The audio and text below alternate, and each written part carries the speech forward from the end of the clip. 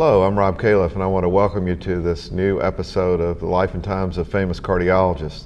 As many of you know, I do these interviews mostly because I find it fascinating to understand what makes people tick, especially people that have accomplished great things. But in addition, I'm hopeful that these interviews will lead young people to think about what they can do that can change the world, like the people that I'm currently interviewing. So I'm really delighted to have Salim Yusuf here today. Salim, from my perspective, is one of the most courageous people I've met in cardiology. I have vivid memories of his early days of taking on the system with ideas about how to look at data and how to conduct clinical trials. And we've also, Salim, talked about you a bit with Peter Sleight during the interview with him. He recounted those early days. So welcome to Life and Times. Thank you. Yep. So let's start by how you grew up. Where was it that you grew up? Well, I was born in a little village in India, in a house, in the floor of a house, because I was prematurely born. Maybe I'm premature in many things, but I was prematurely born on the floor. It was a mud floor, thatched roof. And my earliest memories of my childhood were with my mother's father, because my father worked in Bombay quite a while, way away. And the happiest memories that I remember is when it rained, the house leaked. And so you ran around collecting water. And my grandfather made toys for me out of coconut leaf or sticks and bamboo things and balls out of coconut leaves. And I felt very privileged because I had two swings, one inside the house on the rafters, one outside on a tree, on a jasmine tree outside. This is my earliest memories of my grandfather. Wow, it's a world far away from where I grew up in South Carolina. Yep. And so, I mean, just to get the geography, for many of our viewers have been to India, but many haven't. What part of India was this in? The place that I was born in is a small village called Kottarakara, which is hard to pronounce and know, but it's in the province of Kerala, which is in the southwest of India, just north of Sri Lanka, and on the east side of Tamil Nadu, on the west side of Tamil Nadu. It's a very unusual province. It has now about 35-40 million people. It's highly educated, probably the most educated province in developing countries. Health statistics are very good. They have an epidemic of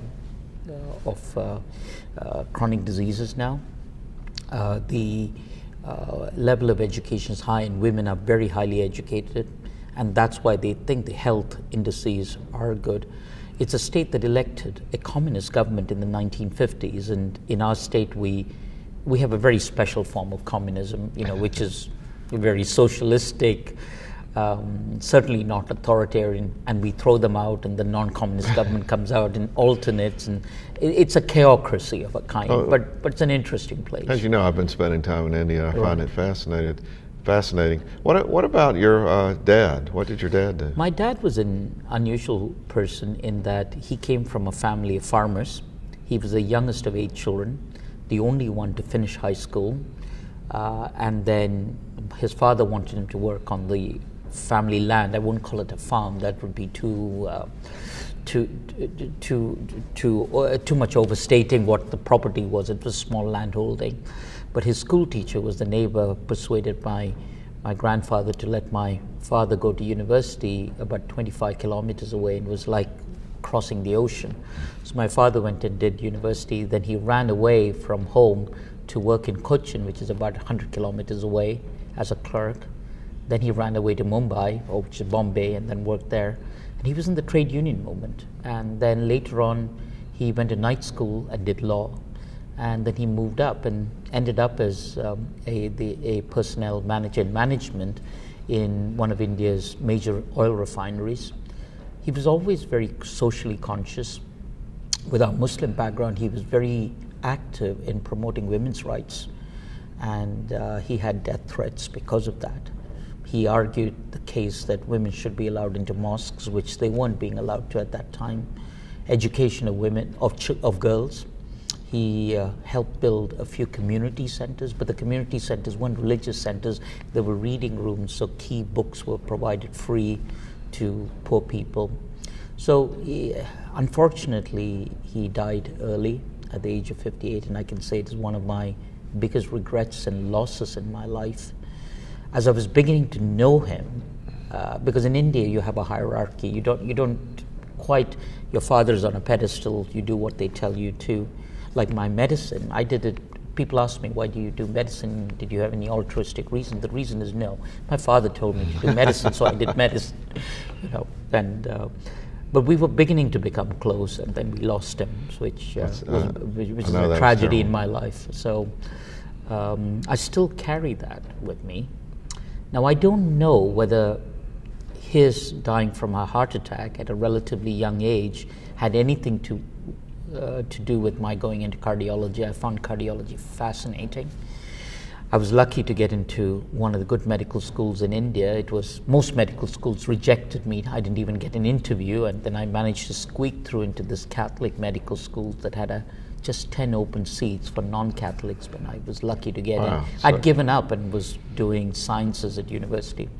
So a Muslim in a Catholic medical school. Right. And to be honest, I've been to more masses and temples than I've been to mosque, which it shows the secularism of India, right, and the environment in which you're brought in. You're exposed to everything, and religion isn't separate. Religion is part of your life, and you have friends of all religions, and you just I wouldn't say you worship. I'm not a very serious religious person of any kind. I would probably call myself an agnostic, which is to me the issue is irrelevant.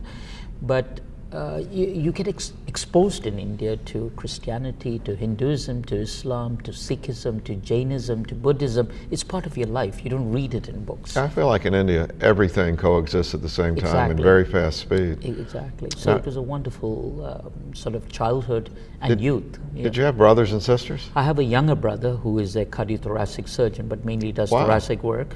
Where does he work? He works in Kerala, in a small city called Calicut, but he's developed into quite a well-known and reputable thoracic surgeon with techniques he's developed. He doesn't publish, unfortunately.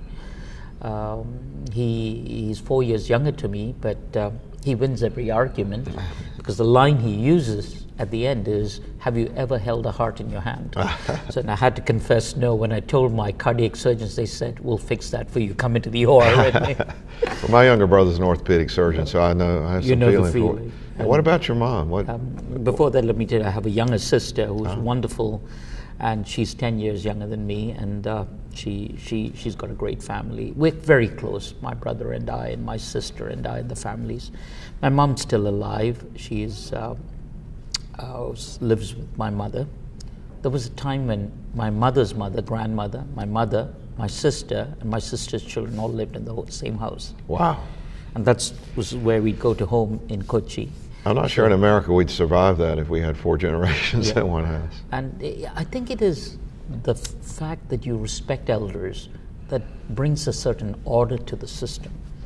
In the West, we are a much more questioning society. I find my children question everything I do. And I think that does lead to its challenges as parents and for children too. So, I have a very strong family background. I go to India 3-4 times a year. I'm on the phone to home, to my mom and my sister and my brother very frequently. We're very close, and their children are like my children to me, and take a lot of interest in them, and vice versa. So truly, the next generation has grown up with the uncles and aunts being close despite being far away. So you went to the Catholic medical school, obviously did well, and somehow you ended up at Oxford. Were there people in the medical school that had a big influence on you and steered you, or did you always know you wanted to? No, I'll tell you, I always wanted to be a clinician. I had no idea about research because in those days, academic medicine in India, and still is you're practicing in a medical school and you teach. Very little research. I had the fortune of one of my senior colleagues called Ravi Narayan, who went to the London School of Tropical Medicine, who was 4 years my senior, had come back and he said, "You must apply for the Rhodes." And because one of his classmates called Christopher Mathias was the first Rhodes Scholar from my medical school. And so when it happened, he got me the forms, the information, and I applied with very little expectation I'd get it. And more so in those days, career options in India, like getting post-graduation was which is the equivalent of residency, was very difficult. So you tried everything. Truly the goal was to do the ECFMG in those days and come to America and to be a type A clinician. I loved cardiology and internal medicine, and I think I knew my Harrison backwards, but I had no interest in doing research. But then I got the Rhodes Scholarship by chance. In those days, there were only 2 Rhodes Scholarships for all of India. Wow. And it was terrific. The only time in my life my father told me, don't be upset if you don't get it. So he really wanted you to succeed, and Yeah. this is one case that just seemed out of the question, so he said, go for it, but don't worry. But don't cry over it. And to be honest with you, something like that is a long shot. So how did you get a letter in the mail, or how did you No, find the way the interview in Oxford was, first you write an essay and then you send your CV and all that kind of thing. And so we sent it in, and then I was pleased to get an interview, and about 10 or 11 people were invited to the interview.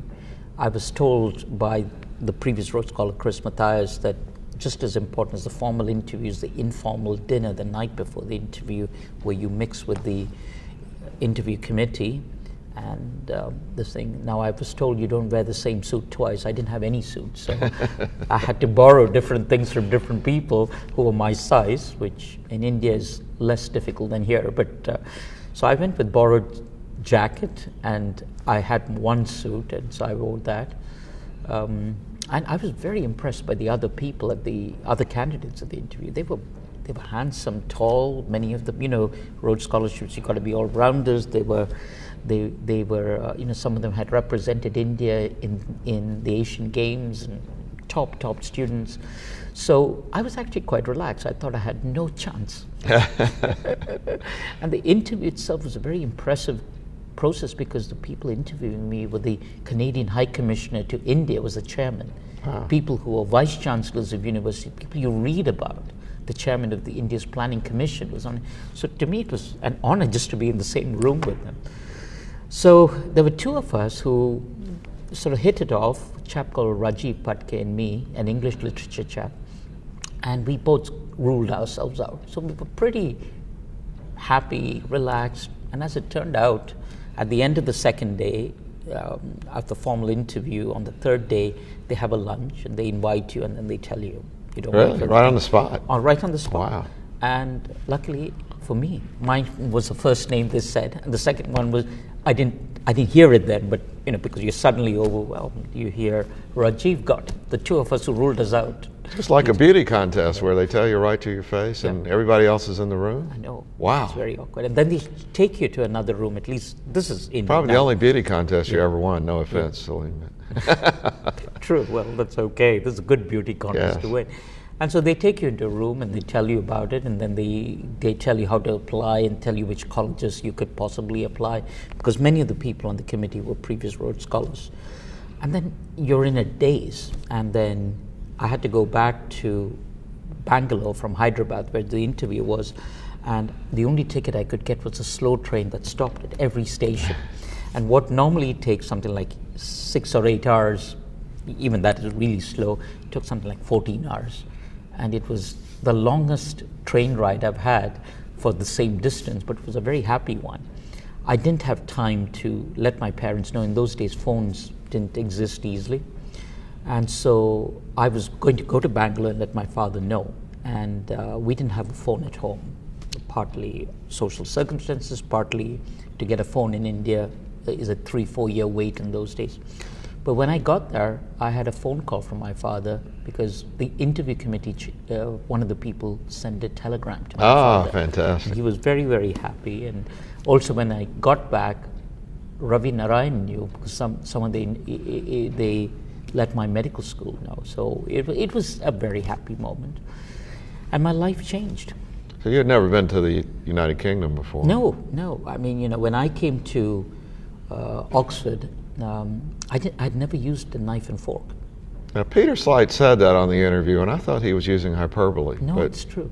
I didn't know how to. So when I went to hall in college where dinner is served, I was always half a course behind by the people opposite me or on my side. I'd watch what they do. There's all these knives and forks, let alone one knife, one fork, or one spoon.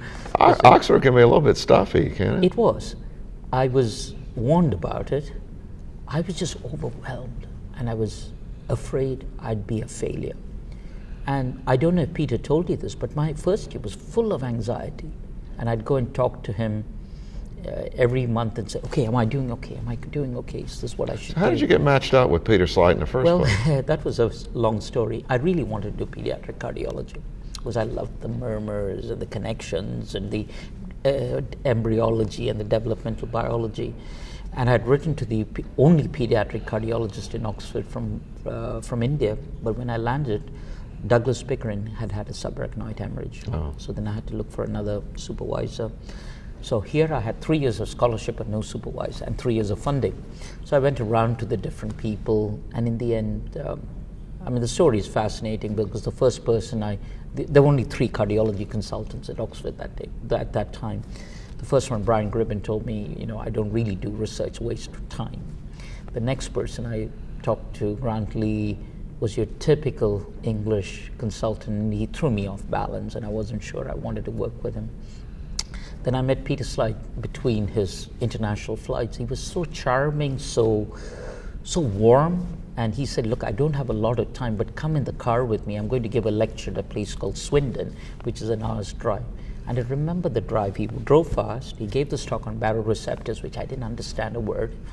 And then he came out and he said, I've got to spend a penny. Now, I was told by the warden of Rhodes House, you're here for the full experience. So I said, I better find out what spending a penny. So he went to spend a penny, and I ran after him to find out what spending a penny was. When I came out, I was educated about spending penny. And then on the way back, he was wonderful. He stopped at old churchyards and pointed out architecture. Wow. He was warm, and he had said, are you okay? Is the food okay? Is the scholarship enough? And I said, I can work with this man.